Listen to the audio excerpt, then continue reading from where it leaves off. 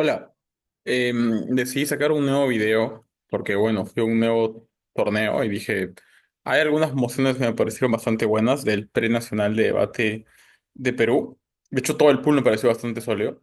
Entonces decidí hacer un análisis de una temática que también siento que manejo más o menos bien, que analiza, digamos, ideologías políticas, posturas políticas y política electoral. Y creo que lo que me gusta mucho de esta moción es el giro que tiene a las clásicas mociones sobre estos temas, enfocándose exclusivamente en las derechas políticas. Así que vamos a hacer este análisis de moción, derecha económica versus derecha cultural. Comencemos entonces. Esta es la moción, ronda 5 del torneo. Esta Cámara considera que está en el interés de los partidos de derecha occidentales priorizar agresivamente las guerras culturales por sobre el enfoque de la economía. Creo que esta es una moción muy interesante, primero porque nos aleja un poco de la burbuja progresista y nos lleva a pensar qué es lo que más le importa a la derecha contemporánea. Lo segundo es creo que es un contexto donde la moción tiene mucho sentido, ¿verdad? Vivimos en un auge interesante de la derecha iliberal, la derecha populista, la derecha nacionalista. Es la derecha de Trump, es la derecha de Bolsonaro, es la derecha de la AfD, es la derecha de Vox, es la derecha de el Frente Nacional, es la derecha de Meloni, es la derecha del UKIP, etcétera. Entonces, es un contexto donde este tipo de derecha, digamos, fuera de los parámetros liberales comunes, ha surgido y que tiene un poco de ambas, ¿no? Tiene un enfoque económico fuerte, pero también tiene un enfoque cultural muy importante, ¿no? Esta denuncia a ciertos valores de la izquierda. Y ese es el tercer punto que creo que vale la pena analizar en esta moción. Esta es una moción sobre enfoques que pueden verse en dos planos. Uno, el plano de políticas públicas, pero probablemente sobre todo en el plano electoral. Es una moción sobre todo a nivel electoral y a nivel de cuál es el ideario político que debemos priorizar, ¿no es cierto? Entonces, prestemos atención a algo muy interesante en esta moción, y es que lo primero que hay que hacer es identificar de forma estratégica qué nos referimos por una y por la otra, ¿no? O sea, ¿a qué nos referimos por una moción sobre eh, digamos, las guerras culturales, ya que nos referimos con una moción sobre el enfoque económico? Las guerras culturales tienen que ver con toda esta suerte de disputas que existen alrededor de las identidades culturales o la identity politics. Es priorizar temas sociales por encima de temas económicos en la discusión política. Por ejemplo, el derecho al aborto, libertad de expresión, derechos de minorías, derechos sociales, movimientos, por ejemplo, digamos, progresistas y los contramovimientos radicales o contramovimientos reaccionarios de derecha. Entonces, una derecha que prioriza la guerra cultural es la derecha que, por ejemplo, defiende la libertad de expresión y reducir, por ejemplo, las cuotas de discriminación positiva. Es la derecha que, por ejemplo, defiende el hispanismo en España, defiende, por ejemplo, el MAGA en Estados Unidos, el Make America Great Again, defiende los valores laicos franceses en Francia frente a la ideología del Islam, defiende narrativas, digamos, contra el feminismo, se opone al marxismo cultural, etcétera. Entonces, es una derecha que también tiene todos estos factores muy interesantes, ¿no? Eh, que, digamos, se alejan del eje clásico de la izquierda y la derecha en términos puramente económicos, ¿no? Pero lo segundo que tiene esta moción, que me parece también muy interesante, es que habla sobre el contraste de la economía, del enfoque económico, ¿no? O sea, y aquí hablamos, pues, de todo lo que la derecha puede ofrecer en términos, por ejemplo, de política económica, ¿no? Hablar, por ejemplo, de programas en concreto para aumentar la inversión y, por ejemplo, de regulación de los mercados, promoción del emprendedurismo, reducción del Estado y, sobre todo, un programa contrario a los problemas que puede tener un programa de izquierda, ¿no? Dentro de la economía.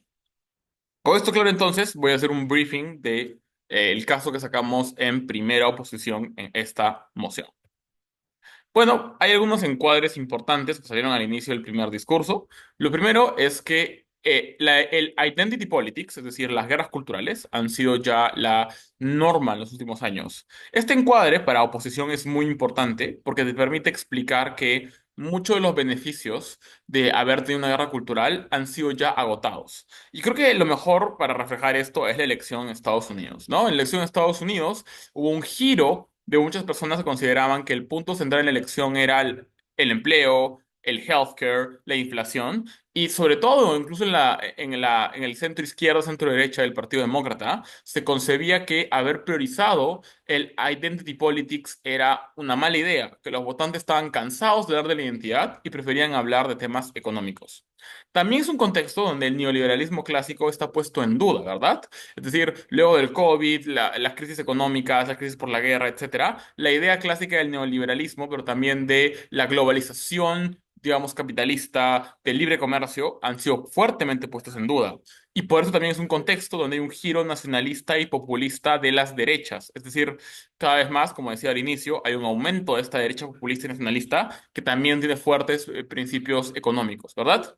También hay que reconocer, y ese es un encuadre ya más en términos de metadebate, que los partidos políticos de derecha, los que abre esta moción, no son solamente los partidos de derecha radical o conservadora, también los partidos de derecha liberales. O sea, hay que impactar el debate en ambos actores, lo cual involucra también ponderar ciertos intereses que pueden ser contradictorios entre sí, ¿verdad? Y finalmente, creo que hay que reconocer que las democracias liberales occidentales no son tan rígidamente neoliberales, ¿no? Un punto que salía en el debate en todo gobierno es que las políticas de derecha, en verdad, no pueden hacer nada nuevo. Son lo básico, son lo clásico, son lo que es el status quo neoliberal. Pero esto no es cierto. Y creo que eso es justamente lo que propusimos dentro de otro encuadre, que sobre todo salió en Vice el líder de oposición, que es, bueno, ¿qué es todo lo que propone la derecha? Que son cosas nuevas, frescas y que atienden a las necesidades concretas de los votantes. Esto permite ilustrar muchos impactos cuando aclaramos de forma muy concreta cómo se ven las cosas que defendemos a nuestro lado de la Cámara.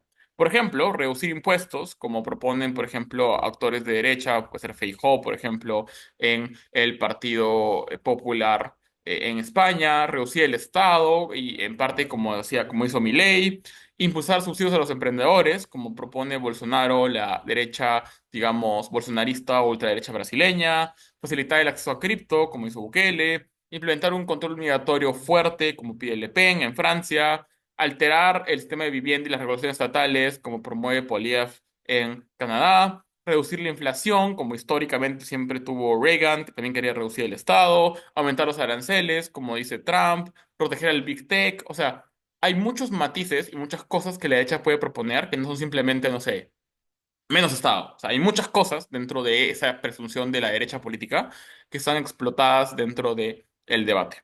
Con eso entonces, hablemos un poco de cuál fue el caso. Algo central que es fundamental en el debate es un análisis de los votantes. Y ojo, creo que un análisis de votantes tiene que reconocer al tipo de votante que queremos energize en una elección. Generalmente, un clash que es común en las elecciones, en un debate sobre elecciones, es qué tipo de votante debemos priorizar.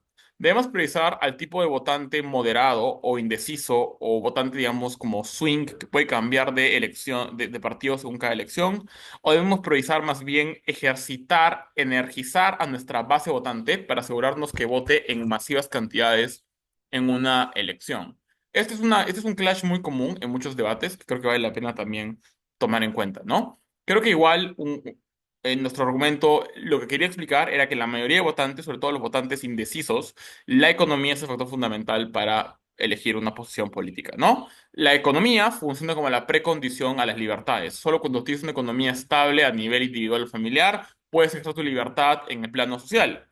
Lo segundo es que las personas pueden tener ciertos sesgos a lo cuantificable y lo visible, ¿verdad? La libertad no se puede ver de forma muy clara, no se puede cuantificar, lo mismo, por ejemplo, con, no sé, temas sociales, culturales, pero en cambio, la economía se puede ver de forma mucho más concreta, ¿verdad? O sea, la economía está presente pues obviamente en cuánto ganas al mes, tu salario, cuánto gastas, cuánto te cuestan las cosas. La gente puede ver la inflación con mucho detalle. Todo esto entonces también entra a colación. Lo tercero es que las personas quieren mantener a sus familias y a sus proyectos de vida, ¿verdad? O sea, creo que las personas priorizan sobre todo lo que más les conviene, no solamente a ellos como individuos, sino también a sus familias, y eso requiere también mucho dinero. Lo cuarto es que en muchos casos, muchos votantes pueden ver lo social y cultural como temas privados y subjetivos. Es decir, la idea aquí es muy sencilla, ¿no? O sea, si es que al final la comunidad queer gana votos o no, la gente dice caso o no, el aborto es legal o no, para algunos votantes eso es prioridad, ¿no? Sobre todo la gente que tiene esto como una cruzada política.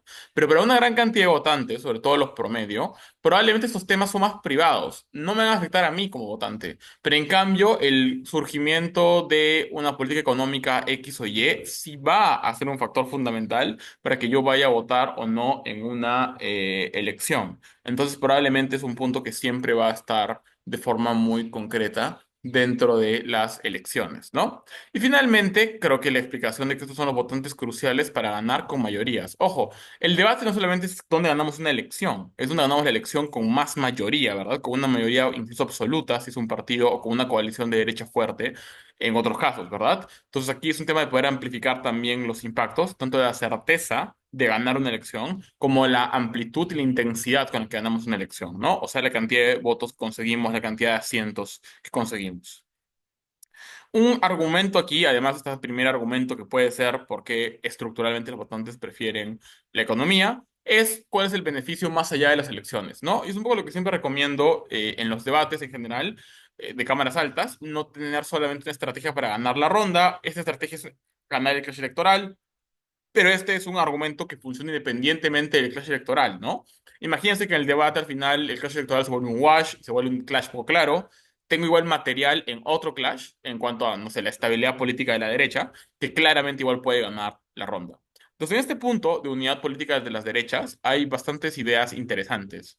Lo primero es que podemos, la carga de prueba aquí es que las derechas, dado que son diferentes entre sí, dado que hay una derecha liberal, una derecha conservadora, una derecha liberal, populista, nacionalista, la pregunta que hay que hacernos es, ¿cómo puede encontrar un eje político en común? Y aquí lo que podemos decir es que el eje social y cultural es irreconciliable. Y pónganse a pensar en esto, ¿no? Para muchas personas, de derecha incluso, ciertas cosas son derechos fundamentales. Por ejemplo, el derecho de cualquier persona adulta a casarse con quien quiera de forma consentida, incluso si son de su mismo género o sexo. El derecho de la gente a decidir sobre sus cuerpos con el aborto. El derecho a simplemente no tener que tener presión religiosa, el derecho, por ejemplo, a apoyar a ciertas minorías, ¿verdad? Ciertos derechos fundamentales que cierta facción de la derecha ataca constantemente.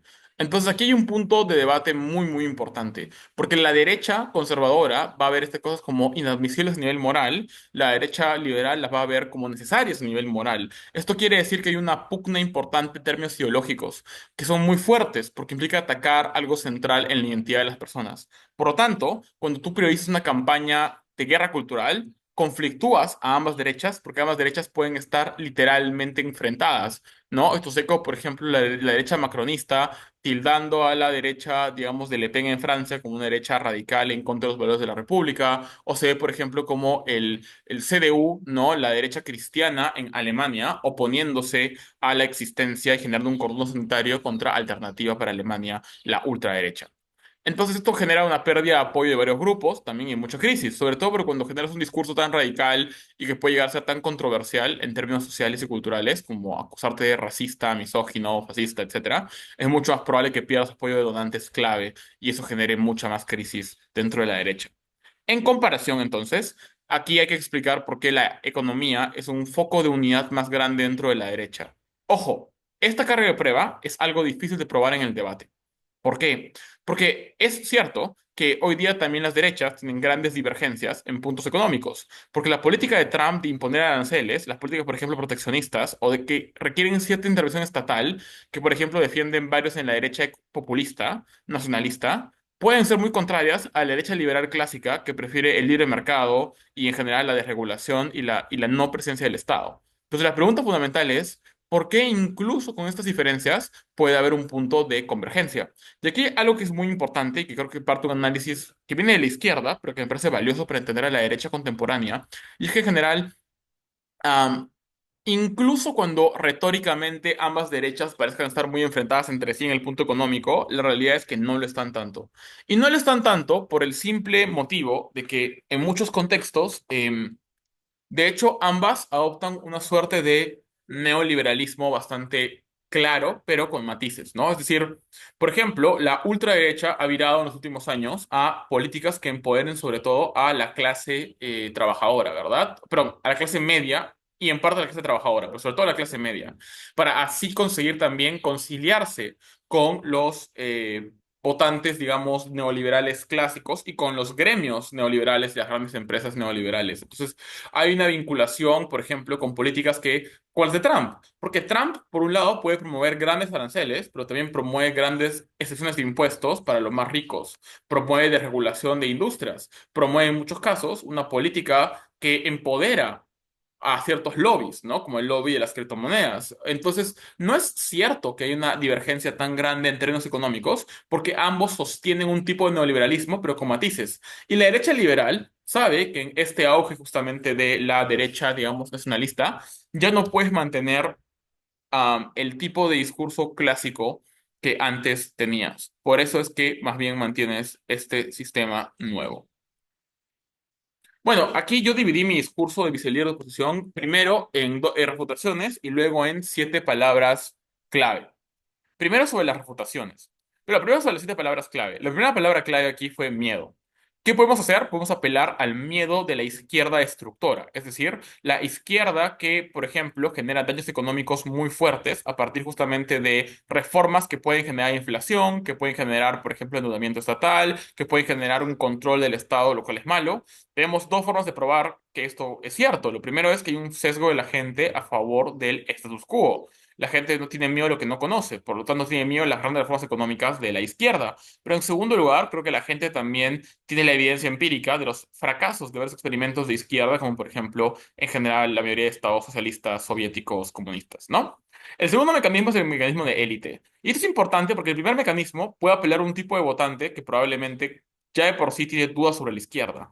El segundo mecanismo, el de la élite, quiere hablar sobre el tipo de votante de la derecha que potencialmente ve a la derecha hoy día como súper elitista, ¿verdad? Como alguien que solamente apoya el interés de la clase, digamos, burguesa, económicamente fuerte, ¿no? De la clase empresarial. Lo que hace este mecanismo es proponer una solución para este problema. Es decir, los trabajadores ahora pueden ver que la derecha se preocupa por ellos en términos de la economía populista y ya no se ve como una derecha que más bien discute temas sociales, culturales, que no les importa a ellos. Al trabajador que probablemente le importa ganar el pan, no le interesa los pronombres de la gente o cosas así culturales, por lo tanto es más probable que vea a la derecha como elitista en el mundo del gobierno. Eso es importante porque no solamente son mecanismos que prueban el beneficio exclusivo en OPPO, también son mecanismos que prueban el daño exclusivo de gobierno, lo cual impone una carga de prueba a baja el gobierno. Lo tercero aquí tiene que ver con el robo, ¿no? Y que es un poco la consecuencia del segundo mecanismo, ¿no? Lo que conseguimos en el lado de oposición es que nos robamos a votantes tradicionales de la izquierda. Y eso es muy interesante porque los votantes de la clase rural y la clase obrera, por ejemplo, en varios lugares de la Europa continental hoy día, están virando a votar por la derecha. Aquellos que solían votar, por ejemplo, por Die Linke en Alemania, por el Partido Socialista en Francia, que votaban, por ejemplo, por los demócratas en Estados Unidos, hoy votan a los republicanos, a Renacer Nacional, a la Alternativa por Alemania u otros partidos de derecha. El motivo es porque nuevamente sienten que ahora hay políticas económicas que hablan su lenguaje y que los pueden convencer, así que podemos robar a esos votantes. De ahí también podemos conseguir a minorías. Y creo que la evidencia empírica de esto es que en la elección en Estados Unidos, muchas personas afroamericanas o latinas votaron por Trump, a pesar del discurso, por ejemplo, racista y violento de Trump. O muchas mujeres, de hecho, aumentaron el porcentaje que votaban por el Partido Republicano, a pesar de la acusación y, de hecho, la comprobación de que Trump ha tenido como violencia sexual con sus parejas. El motivo es muy sencillo, y es que muchos de sus votantes son votantes pragmáticos, que priorizan significativamente lo que van a ganar con una política económica u otra, ¿no? Algo que se relaciona nuevamente con nuestro análisis de votantes que teníamos aquí. Entonces, esto prueba de una manera muy clara y muy concreta que vamos a conseguir a varias minorías como parte de una alianza política. Aquí el cuarto mecanismo, el quinto mecanismo es un tema de unidad, nuevamente. No presentamos deal breakers, ¿no? Es decir, noten cómo en el lado del gobierno la política cultural, la política de las guerras culturales, la identity politics, suele ser un motivo de deal breaker. En cambio, la política de la derecha, pero de la derecha económica, suele ser más unida. Esto es muy importante entonces, porque en todos estos casos estamos resumiendo nuestros impactos con palabras clave que son fáciles de seguir y asegura que el panel pueda tener esta información mucho más corroborada. Creo que este fue un discurso mucho más estructurado y que imponía muchas más cargas de forma explícita. O sea, durante mi discurso, yo decía qué estaba haciendo y decía por qué era importante. Creo que eso justificó que le hayan puesto tres speaks más que el discurso que vimos en el anterior taller de religión. A pesar de que yo sentía que el contenido era igual de bueno en ambos casos, probablemente el estilo y la estructura y la estrategia de este discurso fue mucho mejor y eso puede justificar que haya tenido mucho mejor puntaje, ¿no? Aquí hay dos puntos finales que también son interesantes, sí, o dos palabras clave. La primera es la anticipación. Y es que nota que en el mejor caso, asumiendo que en verdad nada de esto es cierto, es muy probable que la izquierda también haya identificado que hay una crisis del identity politics. Lo que ha pasado luego de la elección de Trump, la derrota de Kamala Harris, es que un montón de gente se preguntó, bueno, ¿por qué pasó esto? Y la respuesta de muchas personas es, bueno, esto ha pasado porque los demócratas y la izquierda han abandonado a las políticas económicas de la clase obrera. Entonces es muy probable que en el próximo ciclo electoral esta izquierda de los países, sobre todo, digamos, desarrollados, vaya a virar otra vez a políticas, digamos, económicas populistas de izquierda, y eso puede ganar otra vez esos votantes que hoy día votan a la derecha. Entonces nos conviene ganarles de vuelta, así que la mejor forma es anticiparnos al discurso económico de la izquierda. Pero finalmente tenemos la palabra seguridad, y aquí la idea es muy sencilla, es no permitimos que la derecha pierda fuerza, es decir, nos mantenemos en la opción segura, ¿no? La derecha, ¿dónde tiene la tiene más fácil de ganar? En lo económico, ¿verdad? Porque lo económico es finalmente el gran punta de lanza de la derecha. Mucha gente dice, bueno, quien no, esta es una frase, por ejemplo, que decía mi papá, ¿no? Quien no es socialista a los 20 años no tiene corazón, pero quien sí es socialista a los 40 años no tiene cerebro. Para mí esto es muy falso. Yo soy una persona que se identifica de izquierdas, pero pues no, pero probablemente eso es la democracia, ¿no? Una izquierda mucho más moderada. Pero pues aquí el punto es que la derecha siempre ha tenido un discurso muy pragmático de que su camino es el camino empíricamente cierto en términos económicos, lo cual justifica y fundamenta votar, aun cuando a nivel ideológico o a nivel, digamos, de valores no tengan los valores más adecuados. Y finalmente, entonces, algunas respuestas que tuvimos para el equipo contrario, para primer gobierno. Primer gobierno quería explicar que más bien el fenómeno electoral hoy día se debe explicar a partir del giro hacia la derecha cultural. Lo que hicimos al inicio fue hacer un reality check. Puede decir, mira, en Estados Unidos, por ejemplo, hay una gran cantidad de votantes indecisos que decían que lo más importante era mejorar la economía. Los latinos y los afroamericanos y las mujeres, como decía antes, votaron en un número mucho mayor en comparación a otros años a la derecha. Lo que decía el primer gobierno es, bueno, pero estos actores igual votaron en mayoría por Kamala Harris. Es cierto, pero aquí no se trata de quién gana a la mayoría de los votantes de cierto grupo, sino es quién gana suficientes votantes que no deberían votar por ti. Y lo que pasó en esta elección es que muchos votantes que no debieron votar por Trump terminaron votando por Trump, lo cual demuestra justamente que había un claro rechazo al proyecto demócrata. Esto también se ve reflejado con el giro de los obreros y la población rural a votar por la derecha en Reino Unido, Alemania o Francia. También podemos hablar de un populismo derechista, y esto es muy interesante, porque el primer gobierno decía una línea que me parecía bastante buena. El primer gobierno decía, es muy probable que cuando hay una crisis económica se culpe a la derecha egoísta de la élite, la derecha que está en el poder, los banqueros de Wall Street, las grandes industrias, por hacer que la crisis esté mal. Así que no puedes ganar con el punto económico, hay que generar una suerte de cortina de humo, ¿no?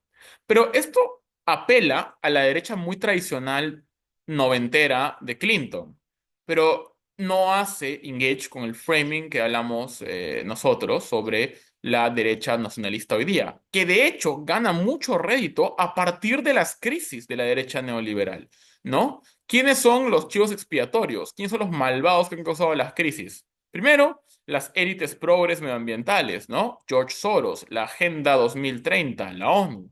La inflación que la generaron los partidos de izquierda con su política pública, la crisis, por ejemplo, a partir de haber aumentado los subsidios y haber reducido el gasto público y el aumento de impuestos. ¿Quiénes son los culpables de la crisis económica? Los migrantes que roban los trabajos y generan una economía mucho más frágil, donde el Estado tiene que gastar mucho más dinero.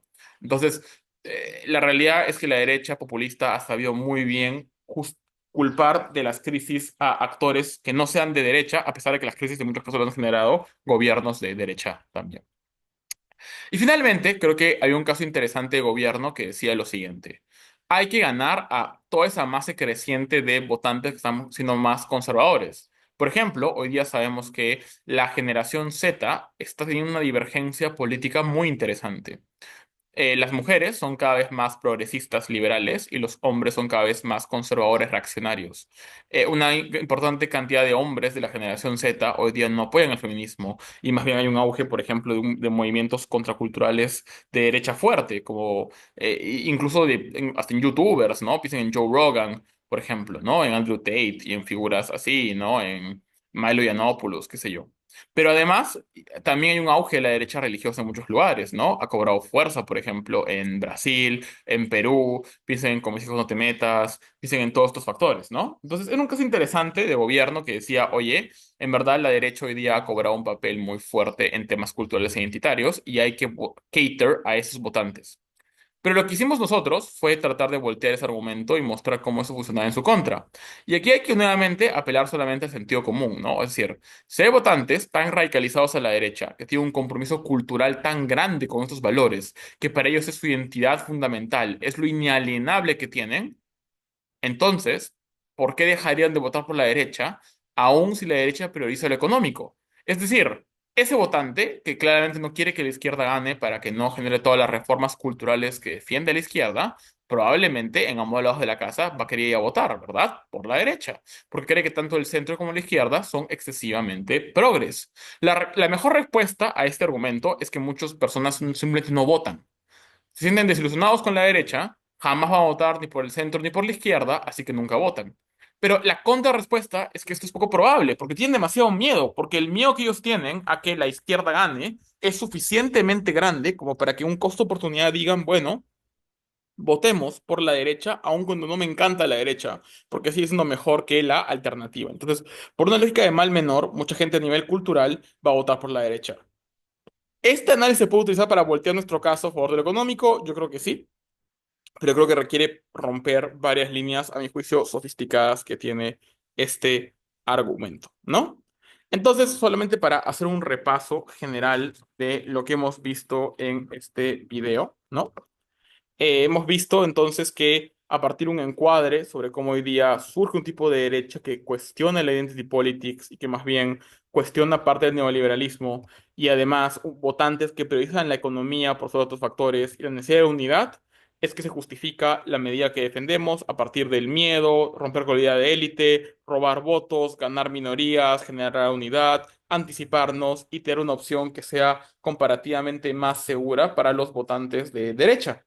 Y creo que en verdad es un caso muy accesible si es que uno lee las principales portadas de diarios en el mundo, uno lee Jacobin Magazine, por ejemplo, desde un enfoque de izquierda, The Economist, un enfoque de derecha.